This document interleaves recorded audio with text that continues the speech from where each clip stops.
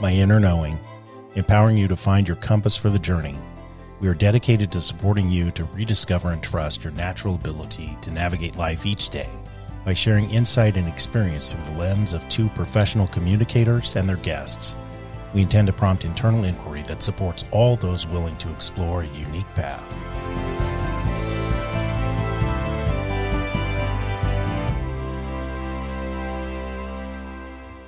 Well, hello. Hello. How are you? Doing great. Good. Well, we are welcoming my son Luke here with us today, wanting to give Luke an opportunity to share some of his journey at the, ripe old age of 21. Took you a second there. Yeah. I just can't stop. It's going to be a lot of teasing mom episode. I'll tease Walker too, of course. Okay. Bring it. It's all on tape. No more denial. All right. So, Luke, when you think about your inner knowing, for me, at least right now in my life, the way I view my inner knowing is just how my body responds to certain situations. Like, whenever I describe it, like to you and Walker, he's always like, how are you so aware of that? But like, just like how my body reacts to certain types of the day, how sociable I am, willing to work with others, how willing to work in general I am. Just always being aware of how my body feels whenever I'm in certain circumstances. when do you think you started focusing on your knowing of your body?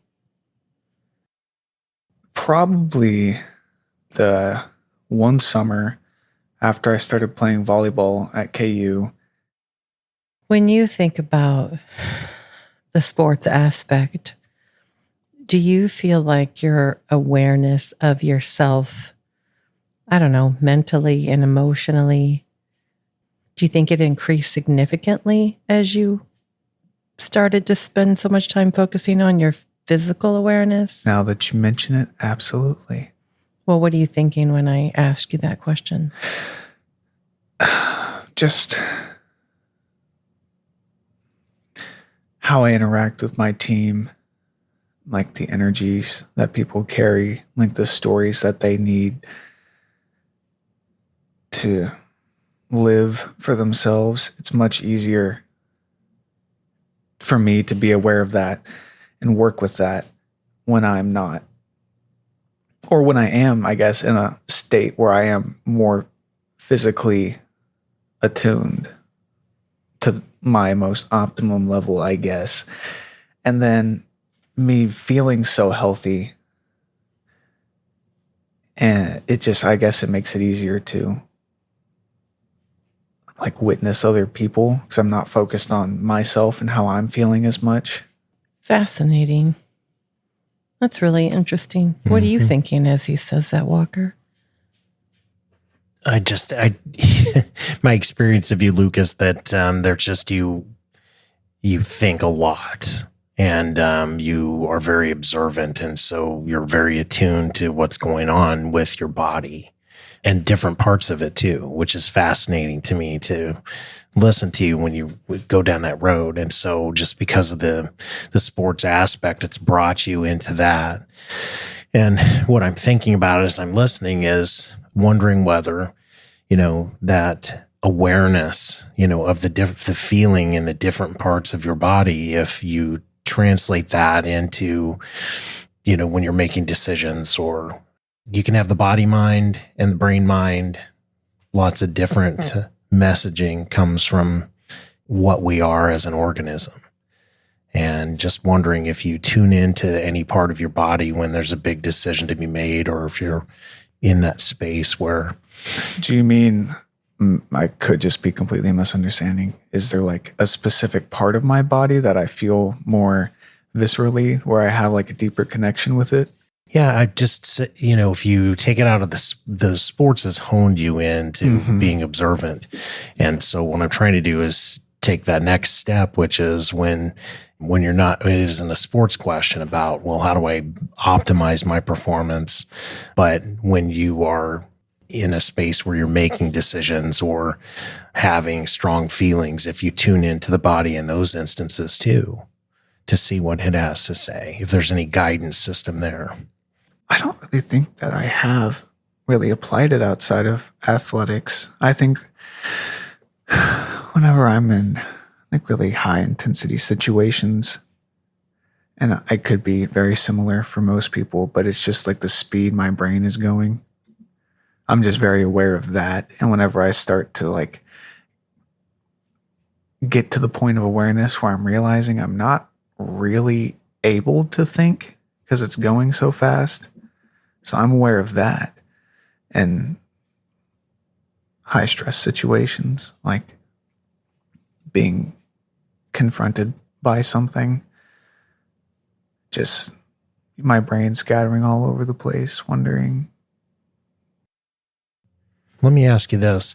When you get to that space where your brain is thinking so fast that you're not functioning or it's scattered, what do you do? Well, so you're observing it, yeah. which is the first step. Yeah, it is. What's step 2?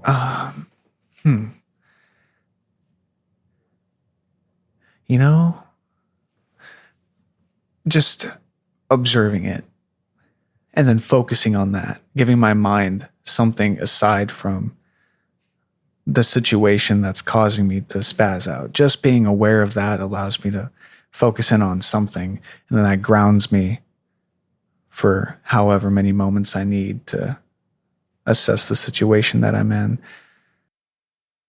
So this is what I'm hearing. I mean, I'm really curious. I mean, there's several things I'm really curious about, but it's even the awareness allows your brain to shift somewhat out of the situation is what I'm hearing you say. Yeah, I don't let my brain stay in the situation. Okay. So you have the awareness it's happening, then you're really focused on your observation of yourself. Mm-hmm. Yeah. How my body wants me to react to it versus how I, choose to. Okay. Yeah. So you're aware of that, whatever that incongruence is that's happening. And your body's having this experience, and then your mind is thinking, that's probably not the best idea to do whatever I was going to do. That's the conversation you're having with yourself.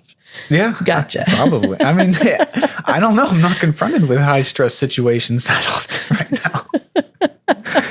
Well, it's funny that you say that because I don't know that that's true. I mean, when I think about some of the things that you went through playing volleyball, for KU, like your team captain choosing to not play you at national championships because he was upset with you, and him coming up to you and saying that he hates you, and then he benches you, and how you responded to that was a very unusual way. I mean, that's the way you responded isn't the way most people respond to a situation like that. Are you talking about the staying calm and then really thinking about what I'm feeling and I need to say, and then an hour and a half later texting him about it? Is that what you're talking about? Well, or are you talking about coming in the next day and being the hype man on the bench? Well, I would say both, babe. I mean, I would say, handling it, not, reactive. I mean, we didn't fly in for that game because it happened to be in Kansas City that year, but there were other parents that flew in for that game. Mm-hmm. And, your ability to rebound, right, to come back even the next day and dress up in your Squirtle costume and right. You'd forgot about that. Yeah, I did. Yeah, and you're cheering your team on even though you know you're not going to play. And then you literally watch your team crash and burn. And the awareness. I mean, I don't know if you were aware of the parents being upset. And, Well, I was aware of Dad being upset. Okay. Yeah. Okay. And I guess Adam's parents too. Yeah. Why is Luke not playing? Why is Luke not playing? Yeah. And so to me, the way you handled that, I mean, I think most people would consider that a high stress situation. Yeah, I mean, I completely agree. When I meant it's been a while, it was more like the past couple months. Okay. I completely agree that I've had many high stress situations in my life. Absolutely. Okay. Well, feel free to go back, to events that are, that come up into your awareness. They don't have to be in the last few months. Ooh, do you want to talk about when we went to Yachats with everyone and I got that AP exam score? Sure. And I like fucking crashed. Yeah. Yeah. Yeah. Talk about that, what that experience was like for you. Just should I give a quick summary of the story? Okay, so it was after my junior year in high school. Yeah. And I was taking a couple AP classes and that was the first year of COVID. Yeah. Yeah, it was. And then it took a while for the scores to come back. And then I did good on the other ones that I got. But then we were in Oregon and it was me, you, Walker, Chris, Cam, Libby, Xander. That's it. That's everybody. Yeah. Yeah, that's everyone. Yep. Mm-hmm. Okay. And I got the score back from my AP American History final. And I thought I just did fantastic on it because it was like predominantly essay writing. And I was just so confident in my essays at that point in time. Just like, oh yeah, I knocked that shit out of the park. And then I got like a 1. Oh, I just remember being in the back of the transit van. Yeah. I don't remember what I was thinking, but I remember it was a dark cloud just like surrounding me. All right, we went into some sort of building. It's so hard to visualize because I was so inside of my mind wondering like what I did wrong. Like, did I even submit the exam? Because it was during COVID. So it was like online. Right. So I was like, did they think I cheated? Mm-hmm. And then what was going on in your mind when I was just sulking and being abrasive? Because I don't think I had been like that very often. Not for a while, at least at that point. I thought I was doing pretty good at that stage of my life. And then it like snapped me back to some childish emotional response that I just couldn't get myself out of. Yeah. For a couple days. Yeah. What I believe your response was about was shame. Like that it was bigger than just the test score. Like there's something wrong with me. When we have a big reaction to something and it sticks to us. Yeah, and that was a huge year for me in like the development of like how I saw myself. It was the first year that I like got attention from people, you know, because like that was the year I came back 60 pounds lighter, blonde, had a growth spurt. So you had... There was a lot of pride that I was carrying, and not a lot of it was from myself. It was from validation from other people. External validation. And I just needed constant external validation in that period of my life, and it carried on, especially through my senior year of high school during COVID. And I went from getting all of that validation all the time to being locked in my room, pretty much just playing video games. Yeah. Until you stepped out and decided to teach yourself how to play volleyball. Right? Yeah. Yeah, that's true. That did happen. That did happen. Yeah. And then you're playing for KU 8 months later. Mm-hmm. Yeah. Yeah, that was definitely a good, genuine confidence builder. Yeah, there was a lot going on in all areas. Do you remember that when he got that score, babe?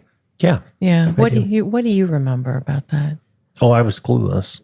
Oh, that it had happened. Sure. No, I've got a picture of my phone. Oh. On my phone, I don't know where we were. We were up north. Northern Oregon on the coast. We'd driven up. Okay. Oh, like Cannon Beach or something. Yeah, and then you and me and Cameron and Libby and Luke all went out to the beach. And it was this long set of stairs down to the beach because these were big cliffs. Yeah. And I was like, hey, let me get a picture, you guys. And then I was like, that's a pretty good picture. And that's when you said, well, no, look at Luke's face. And because, you know, he's your son, you know what his look is. Right. And so I was like, oh. Yeah. And so we're walking back, and that's when I found out. Right. But it had been going on for half a day at least by then. Yeah. You know, it started. Do you remember when we were at the wood carving shop, Mac and Annie's wood carving shop? The bear. Yeah. Oh, that's where it started. Oh, right. Now I noticed that, but I was just like, I don't know what's going on. Right. Right. Because you had some connection to this carved bear that was wood. And I had noticed it. And what's interesting is that bear's expression appears pretty sad, very melancholy. Yeah. What's happening for you? Just thinking about how I reacted. How I did feel that connection, but I just immediately shoved it away. You were trying to help me, and I just lashed out at you when you were trying to help me. And I did love that bear.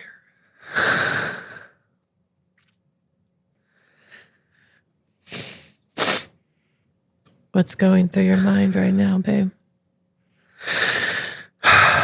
When you bought it, and then you got it transported and its nose broke. Yeah. Yeah. What about it? I don't think I reacted really well then either. Yeah. And it was weeks later. Just holding on to that pride of that situation. Not letting myself get through it. Accept your help. I got to get through this on my own. Shame. Lots of it. Yeah.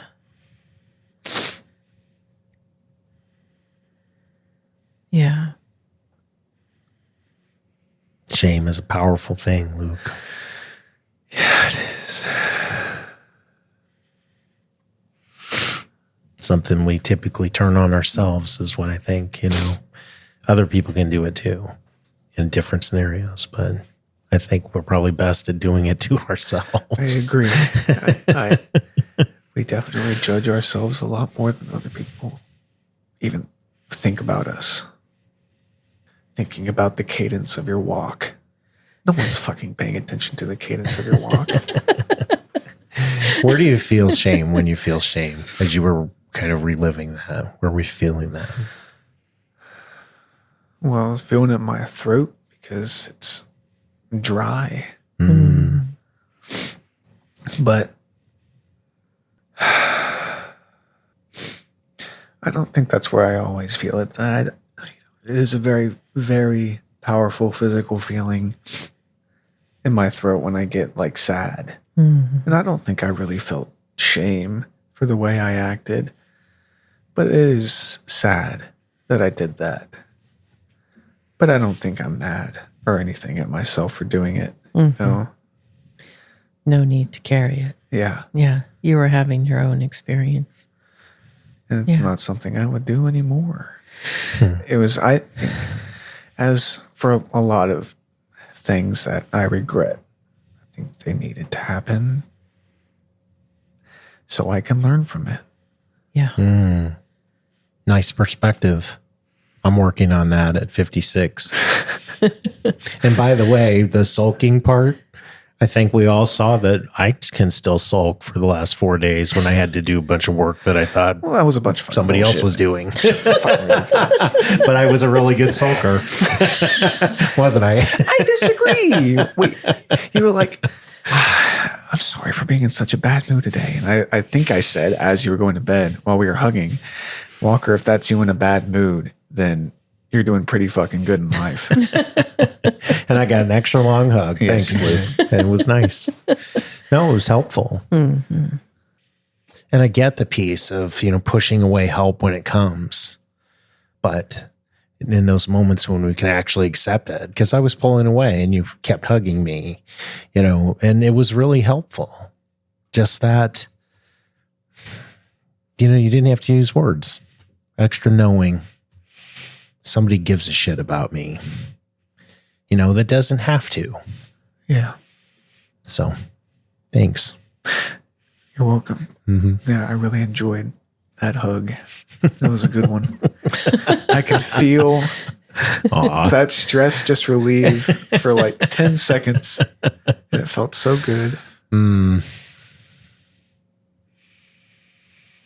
But I agree, it can be so hard to accept help, when you're feeling shame. But especially with Mimi, accepting help from her. Mimi's your girlfriend. Oh, right. Yes. Mimi's my girlfriend of 2.5 years. We've known each other for just over 3.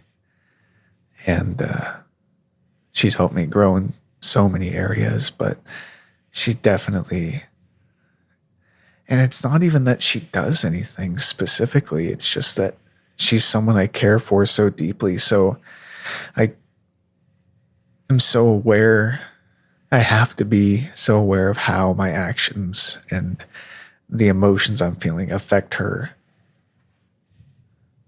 so I don't make her sad because I'm feeling something. There's no reason for both of us to be sad unless, it's something we need to work through. But if I'm just feeling shame about something, I don't need to push her away so I can sulk in a corner. This is my partner. She's there to help me through everything. So I think I've gotten really good at catching myself feeling shame and then be like, okay, what's this really about? And then just thinking, holding her, what do I need? Right. What That's do I need? pretty grown up stuff. I wish I did it like that all the time. I say I'm this. just being honest. No, It's true. yeah. And I'm guessing you don't do it that way every time, at least for starters. The point is spotting it, right? Yeah. But, not to downplay the issues that I have in my life because they are my issues. So to me, they're big and there's no reason I should belittle my own pain. But my God, dude, you got millions of dollars on the line. A lot. Like a lot of money a lot of the time. Like that is a lot of weight to hold. And I don't really have much. I'm sure that throughout my life, I've experienced something in my body of a similar weight. But that's just like my story making it that big.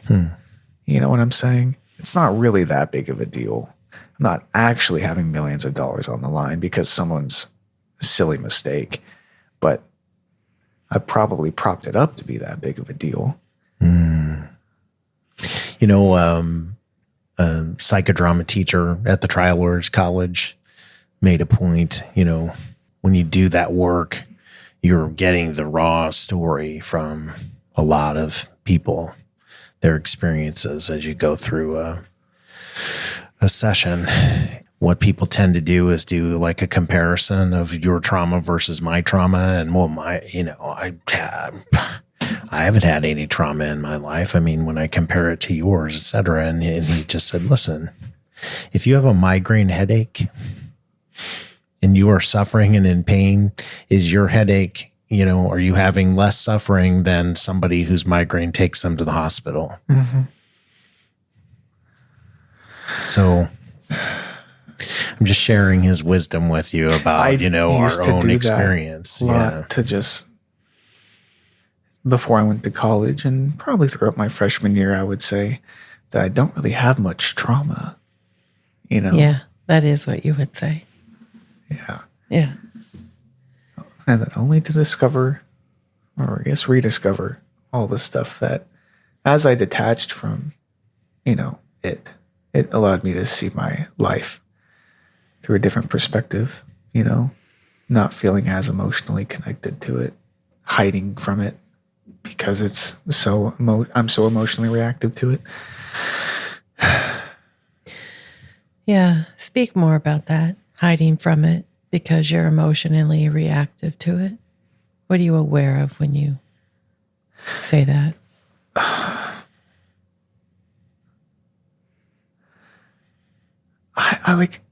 I think I would hide from like the pain of your and Dad's divorce. Mm-hmm.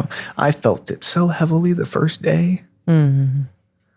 And then just some part of me needed to be okay with it quickly. So I got there quickly, real or not. Yeah. And I just thought it didn't affect me. To this day, I am very happy it happened. And that's what I told myself then. Still hard. Today, very happy you and Dad divorced. You both have made so many strides I don't think you could have made together.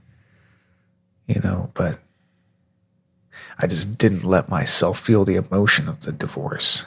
Like, this is my mom, my dad, who have been together for 14 years. And I think part of it came from the pride I held in myself of being an intuitive person, and how when you guys called me down that night, I knew it was to say, we're getting a divorce. Mm-hmm.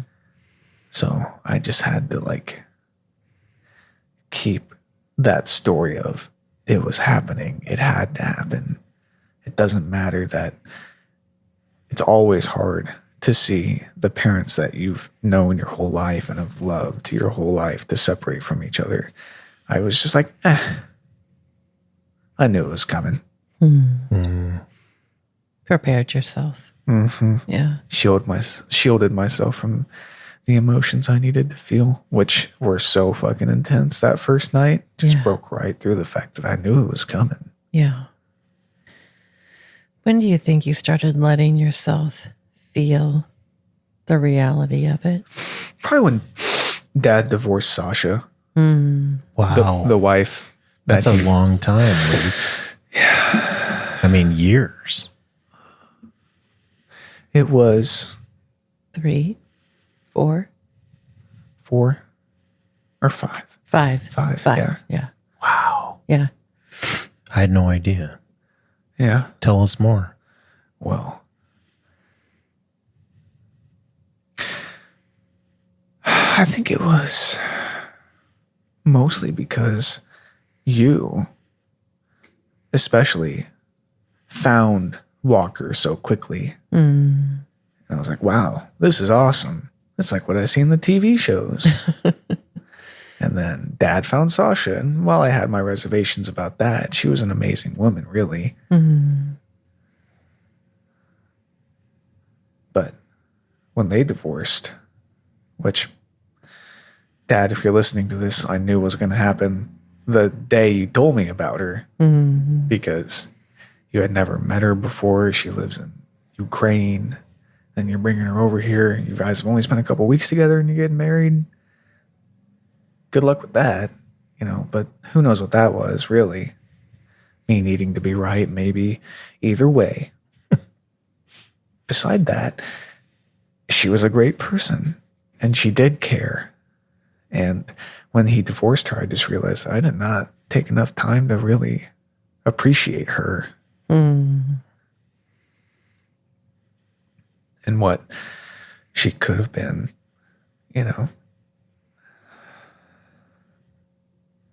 So feeling that opened me up to feel what I needed to feel for you and Dad.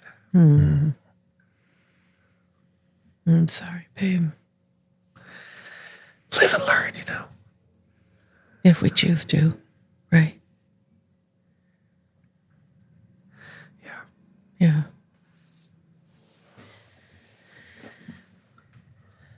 One of the things that I was thinking when you were talking about, Mimi and your relationship,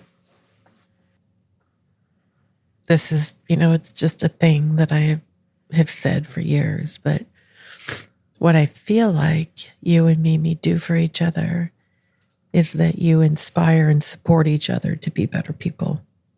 That's what I feel like. I agree. For sure. Yeah. Very conscious. Because you guys struggle. You're working through a relationship, right? Trying to figure yourselves out and what you want and what your lives are going to be. But I feel like you both have chosen to put effort into your relationship for it to be as healthy as it can be. Absolutely. I often talk about how much I've changed since my freshman year of college, and then I accredit a lot of it to her. And she's like, "What did I do?" And I'm like, "You just existed. You were just awesome, and I just had to be good enough for you." And she's like, "Well, I was trying to do the same thing." And I'm like, "Well." Exactly. Well, and you're both very curious, with each other. That makes a big difference too. Absolutely. Yeah. Always trying to crack into each other's skulls, see what's going on in there. Always asking questions. Yeah. Consideration. You take each other into consideration. But you have your own lives too. You go do your own things. So does she. Right. That's what I mean. It's just you guys do, but you come back together and support each other. But you go do the things that you each do that are interesting to you or important to you. Mm-hmm. Yeah. Yeah. There's a lot of maturity to that. And you may not recognize it at all. But the fact that it comes naturally in your relationship, or it seems to, does it? Let me ask you that. It was hard my freshman year. I always needed her to be on time. It's like, you say you're going to be here at 9. I need you to be here at 9. And then that would really, really bug me when she wasn't there at 9. Huh. Fascinating. Yeah. Because, let's be honest. Every relationship that I've seen in a household has not worked out. Right. So I needed to know that she was committed. And that was an indicator for you. Being on time. Yeah. Right. But what was your fear if she wasn't on time? She was out doing other guys. Yeah, well, I think it's natural. Yeah. So how did you address it? Do you still have the time thing? Well, you're 5 minutes late, Mimi. What the hell? It Not does good happen for a sometimes. relationship. Actually, it's funny because it would always happen every once in a while. And then I would call it out, I would call it out in a way that would kind of make fun of the way I used to call it out, but she still feels shame about it, right? Mm-hmm. Yeah. So she said, "You need to give me some sort of punishment." And I was like, "Oh, that sounds fucking crazy." And she's like, "I'm serious. I think if you give me a punishment, I won't be late anymore." And I was like, "Okay, if you're late, you have to do 100 push-ups before you can kiss me or hug me or anything." And she's like, "Okay." She hasn't been late since. What if she was? I'd probably do the push-ups with her, but we'd do the push-ups. No, and I get that. You guys would do that just because you're used to, right? You would think it was funny and you would do it. But getting underneath that, let's say she was late now. After that, she's trying, but there's going to be times where things come up. Happens to me and your mom all the time. Yeah. Yeah. Did that put it in perspective for you, or what changed for you? Well, just like her having stuff that, like, you know, there are a couple stoplights between us. There's a lot of cops in that area. It's like she can't just go, you know, the whole way down to my place, sadly. But, you know. Well, sometimes projects take longer than you think, et cetera, right? True. Yeah. No, if she has, like, even in the past when she was late and had a genuine excuse, that was still hard for me because it was like, what if she's lying? It's natural. Yeah. But, you know, everyone lies about stuff, but Mimi, man, she does not lie. You can just feel the genuineness in her bones, man. And it just took me a long time to let myself feel that and just get past and plus I've just always been, you don't like when I say this, but I've always been a suspicious person. Yeah. You know? Yeah. That's what you say. Yeah. So, and she's helped me with that too. Yeah. Well, that's what I was thinking as you were talking, was the building of trust. You know, it's interesting because how do we build trust? By risking someone hurting us, right? I mean, that's how we, in whatever capacity, right? But over time, you allowed yourself to risk being hurt by her, right? By trusting that what she was telling you was true, right? And that's her pattern. I mean, that's what you've learned. Her pattern isn't to lie. Her pattern is to not lie. Yeah. So that's a natural progression, I think. And there will still be times when I'm looking at the clock when your mom has said, and then the funny part is it's so easy to judge the other person, you know, and then invariably I got to take the dog, you know, up the street because he hasn't gone to the bathroom after dinner. You guys are waiting at the, you know, the restaurant, you know, just all those things happen. But, you know, sometimes I'm like, you know, okay, well, it's been 15 minutes, you know, what's going on? So I get what you're saying, but it's, you know, it's a spectrum. We mature and sometimes we fall back and still those things come up. But let me ask you this. Let me ask you this question. Exciting. Yeah. The doing of activities separate. Okay. You know, hey, I'm going out with my friends tonight. You know, Mimi and her friends might go to a movie or do whatever it is that they do. I don't know what they go do together, but I know they have activities together. And you go and play volleyball, and you don't need her at all of your volleyball games or your practices, and vice versa. I mean, was it always that way from the start of your relationship, or is it something that you guys had to work on together? Well, for me, the development of my ability and her trusting of the fact that I have my own things is because I did not want anyone to see me play volleyball. My mom forced herself to all of my games. I'm like, I don't want you to come. It's like, and then she's like, well, I'm coming. I'm like, well, okay. So she comes to my first set of games after my senior year of high school. And she comes to my first tournament and like most of my tournaments in college, most of my games in college. And I guess I just got used to it. But anyways, about Mimi. Back to the question. That was something she had to learn right from the beginning because I did not want people there, and she could feel that I did not want people there. I never said you're not allowed to come to her, but it could have been too. Maybe she was scared to come because of the way I talked about volleyball and how, like, personally I took it freshman year. Like, if I didn't have a good practice, even if I did have a good practice, but something happened, or like I could have done something better, that would keep me up. A bad play. Yeah. Keep you up. Keep me up all night. just be thinking about, I just needed to be perfect. And she could have been scared of that. And that's what maybe taught her that I need my own space when it comes to my activities. And for her, well, or for me, saying that she needs her own space and she should have her own space. At the beginning, that was just me being a dick. Yeah. Not wanting to interact with her friends. Okay. I didn't dislike her friends. I love the honesty. I was just like, fuck that. I want to do my own thing, you know? I Okay. wanna fucking play video games or whatever. I don't know.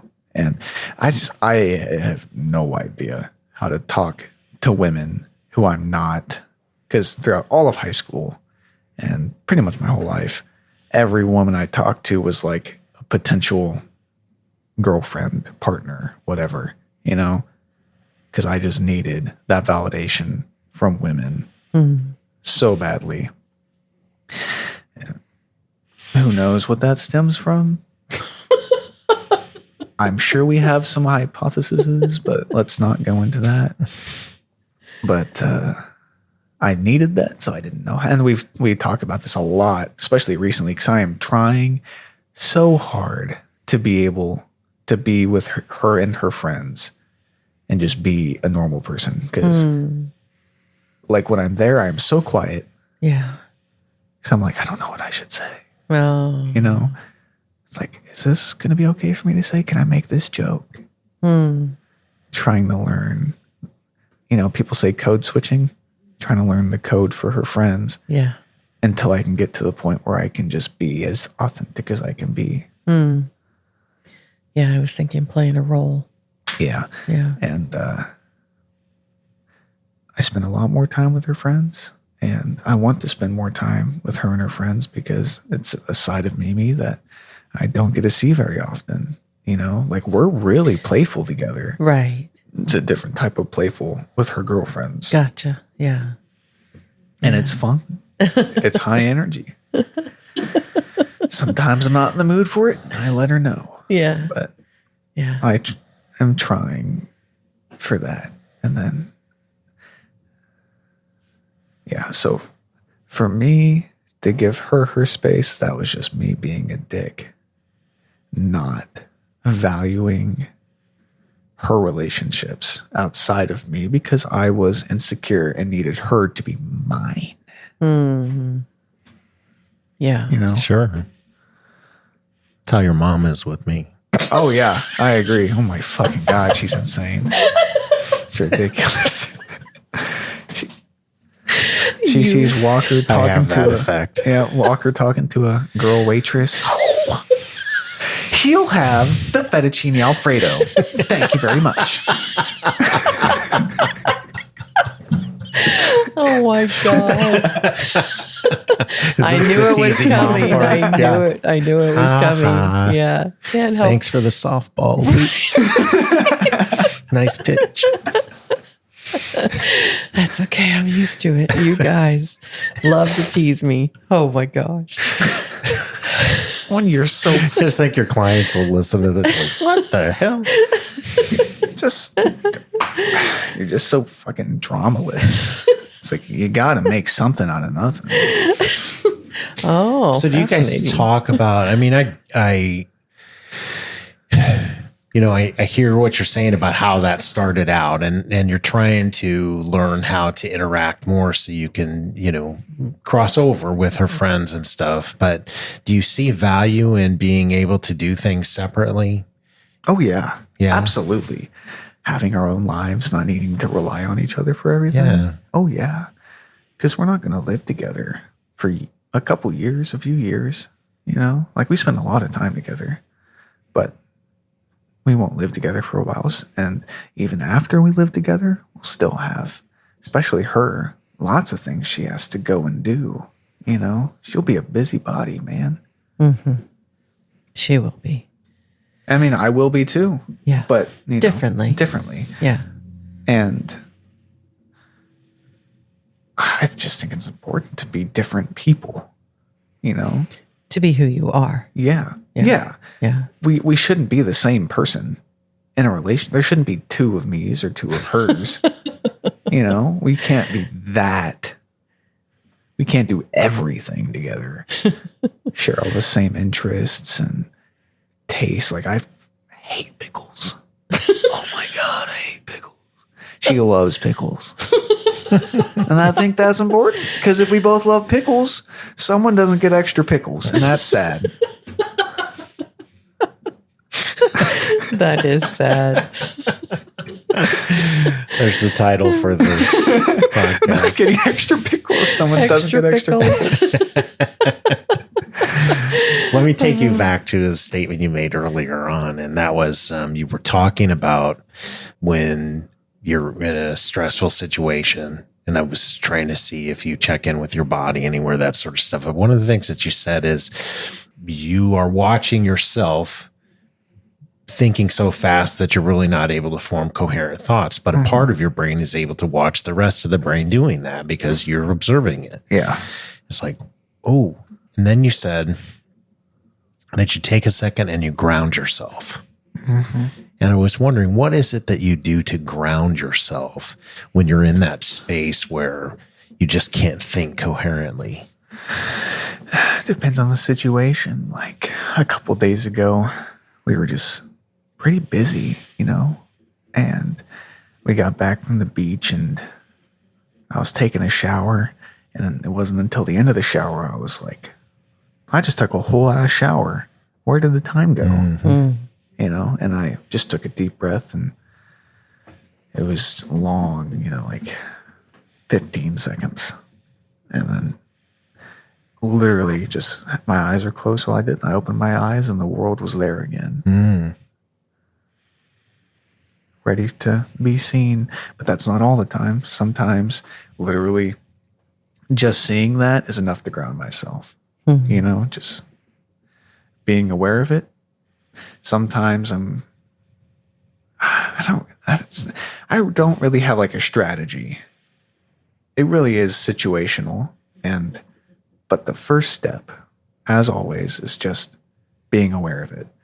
And then, like, if it's with Mimi, it can be, where am I feeling the anxiety?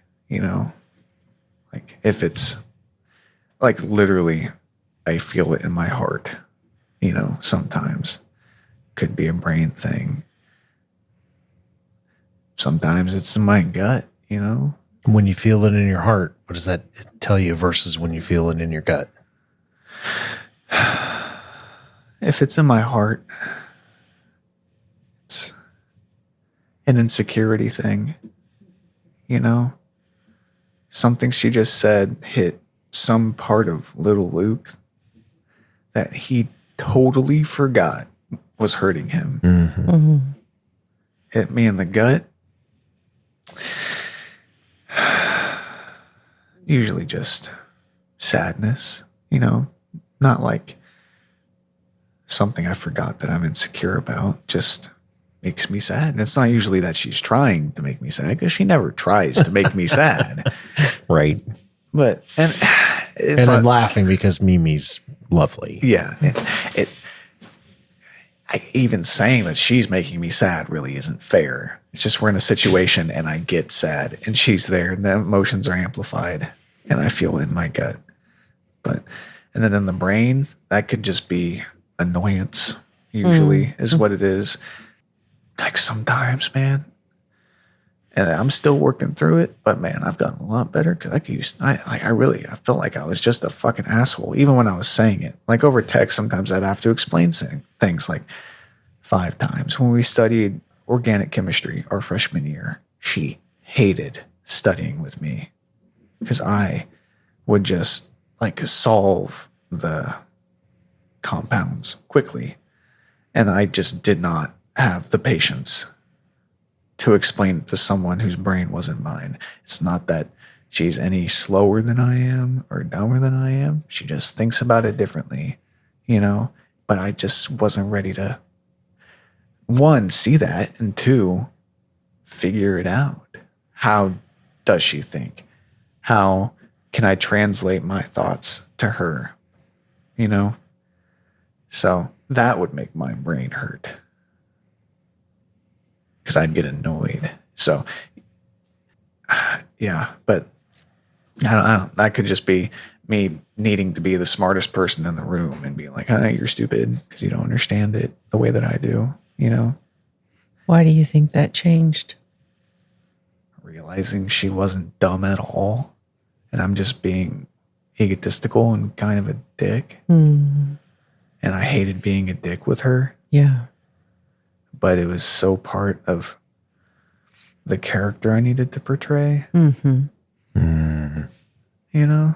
So I would do it a lot and I'd hate it every time I did it. Well, not like in the moment, but like a couple minutes later, I'd be like, oh, dude, why'd you do that? What are you trying to prove, man? It's your fucking girlfriend. Now you're just making her feel like shit. What was the character you thought Yeah, I was you going needed to portray? Yeah. I was going to do it very dramatically, too. Oh, were you? Yeah. Let me ask you this question. Man, I don't want to really say it, but a Hubbard. You know, needing to be smart and masculine and the most emotionally intelligent person in the room. Quote, quote. Wink, wink. You know what I'm saying. They won't, but you do. I think it's funny. But yeah, I needed to be that because I got lots of validation from them, not a lot from your side of the family because your family is pretty reserved. Yeah. Emotionally. Yeah. Well, they're brilliant, too. Oh, yeah. But that's not something that I really allowed myself to see until I got past the ego thing and met Riley. Because when you guys would talk about how brilliant Riley was, I'm like, fuck this guy. Literally. Fascinating. And then, you know, after 2 years with Mimi, then I met him. Wow. This guy's awesome. Yeah. And he's a fucking genius. Yeah. Yeah.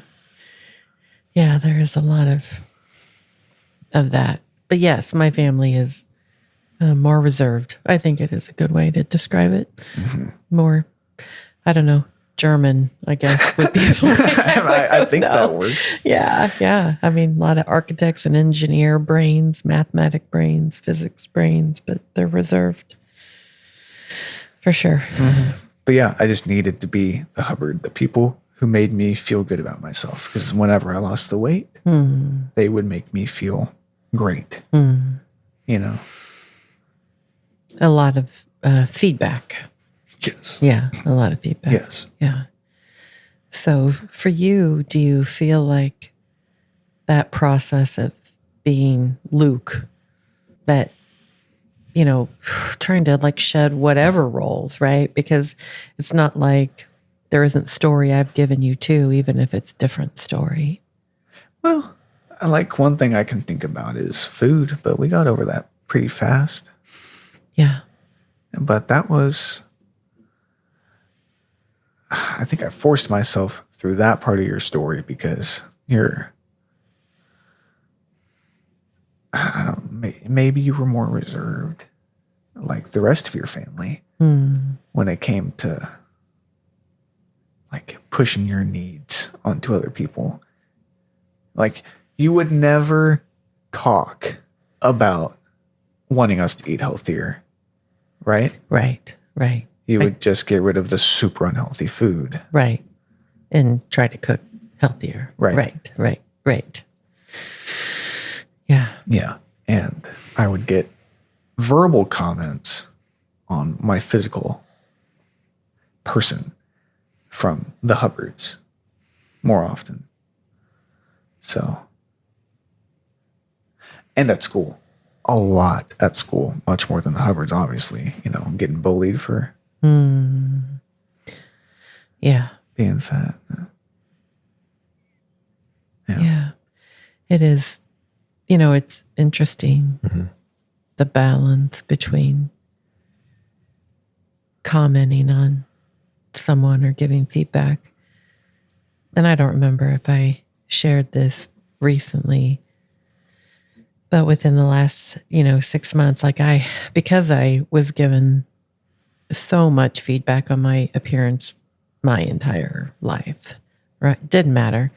You know, tall, heavy, slender, hair, didn't matter. I mean, there was always comments, right? And so for me, not giving you guys feedback was literally a conscious choice I made. Like, I don't want my children to feel that I'm judging them. Yeah, and I think when you did that one time, that forced me through needing to prove you wrong, whatever, forced me through your story. Yeah. Tell me more. Well, you were picking me up from Dad's one time. I'm like, in 10 months, I'm going to have a 6-pack. And you're like, Luke, that's not possible. Our bodies can't do that. Mine, yours, Chris's, and Cam's, we don't have that in us to have a 6-pack. We don't carry ourselves that way. And I'm like, fuck this bitch. What the hell did you just say to me? Right. That's my story. Right. That is my story. I'm eating chicken, vegetables, and beans every day for the next year and a half. And in less than a year, I'm going to have a 6-pack. Just so you watch. Yeah. Yeah. And I did. Yeah. Bam. Boom shakalaka. Yeah. No, that was my story. Yeah. That I didn't want you to, my sharing my story, right? That time that you so clearly remember, that I remember now, as you mentioned it, but I wouldn't have remembered, was trying to rescue you from pain, right?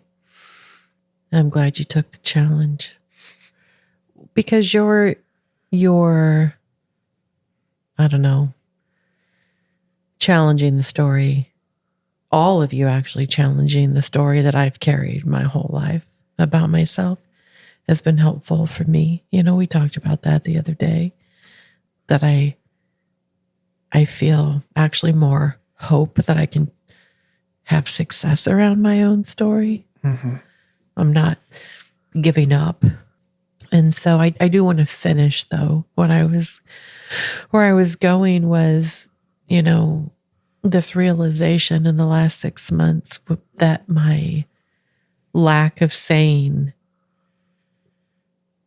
giving feedback about our body, right? About our size can be harmful too. And recognizing that as children, we need a mirror. And I don't know what the answer is. I just know that I recognize, you know, after a conversation that I had with Xander, that my not giving her any feedback on her appearance was not helpful for her either. Because we have this assumption of that it's negative, right? Which was not at all what I believe. But my story and my fear of harming you guys because of my story also gets in the way. And so always trying to find the balance. Yeah. Well, there was so much more we could talk about. I was going to say, you want to go for another hour? Right. It's pretty awesome when you put the headphones on and the mics on. You get focused, right? Yeah, it is. It's really nice. And the first, I don't know, maybe 15 minutes felt really awkward. But after you mentioned that bear, Yeah. whew, Yeah. that made it so easy to talk somehow. Just like, Yeah. was nervous, whatever, didn't know what to say. My brain was like, oh, what should I say? And then I don't remember how I think maybe you just said, what's something you want to talk about? What's a trauma from your childhood? And then I said, the AP thing. Yeah. And then you brought it, like, because I had no idea where that was going to go. Right. Then you said the bear. That was fantastic. I'm glad you remembered that. That broke down my walls. Yeah. That was good. Actually, I remembered it. Yeah. Yeah. I'm just saying. Walker. I need that validation here. Thank you, Walker, for Love you, remembering Luke. that. You know, it's really cool that you've got the courage to dive in, and you're right when that changed the tenor of the conversation, and you just showed a lot of honesty and vulnerability. It just takes a lot. I'm proud of you. Thank always. you. Yeah. Yeah. Yeah, that was fun. I enjoyed that a lot. Yeah. Yeah. So next time we do this, Yes. don't start with volleyball. Start with something that's going to make me cry. Oh, okay. And then doors open. Doors open. Oh, thanks for doing this with us, for risking being that vulnerable, babe. Of course. Thanks, Luke. I was scared to show how much of an asshole I can be, but actually felt good. Yeah, we all need it. Whew, get it out there. Yeah, I love you. I love you too. And I love you, Walker. I love you too, Luke.